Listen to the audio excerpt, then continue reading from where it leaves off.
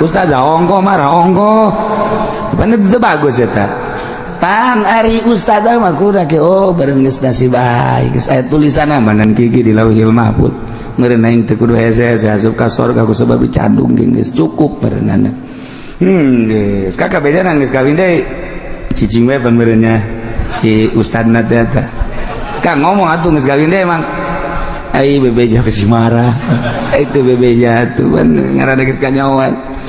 coba ustazah tah marah tah tentu mun marah sia ngaji bae unggal minggu ka Cilogo kan kakara dia candung mege marah dikira make ilmu na buada